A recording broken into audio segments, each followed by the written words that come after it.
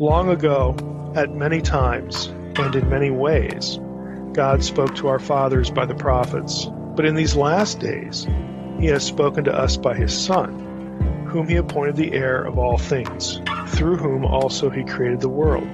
He is the radiance of the glory of God and the exact imprint of his nature, and he upholds the universe by the word of his power. After making purification for sins, he sat down at the right hand of the Majesty on high, having become as much superior to angels as the name he has inherited is more excellent than theirs. The revelation in Christ and what Christ did and even who Christ is, all of that is superior to what has preceded.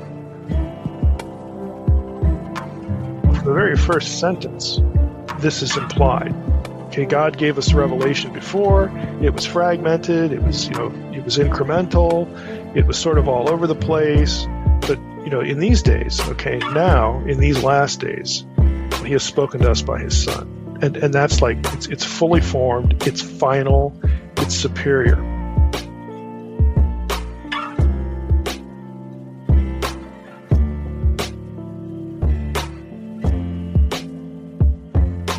Let's read about it or think about it this way.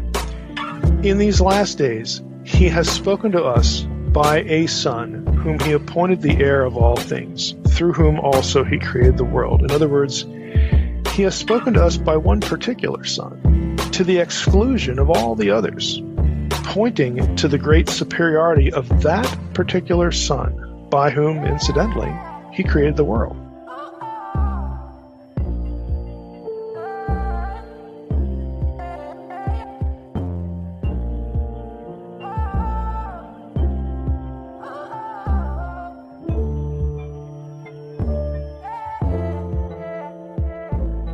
For to which of the angels did God ever say, "You are my Son, today I have begotten you"? Or again, "I will be to him a father, and he shall be to me a son"? And again, when he brings the firstborn into the world, he says, "Let all God's angels worship him." But of the Son, he says, "Your throne, O God, is forever and ever. The scepter of uprightness is the scepter of your kingdom. You have loved righteousness and hated wickedness. Therefore God, your God, has anointed you with the oil of gladness beyond your companions." He says, "Let all God's angels worship him." Do you know where that comes from?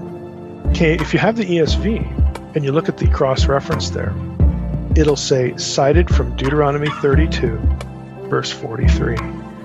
And in the ESV, it'll say in the Greek text. What else? Where else it comes from? It comes from the Dead Sea Scrolls. But wait a minute, Mike, it says firstborn. Firstborn has to mean the first thing created. It has to be chronologically prior. No, actually it doesn't. And calling Israel my firstborn son, frankly, demonstrates that pretty clearly.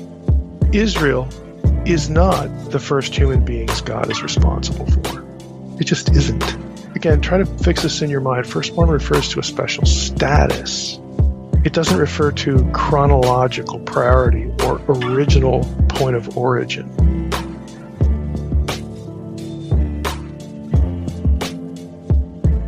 You, Lord, he's addressing the Son as God.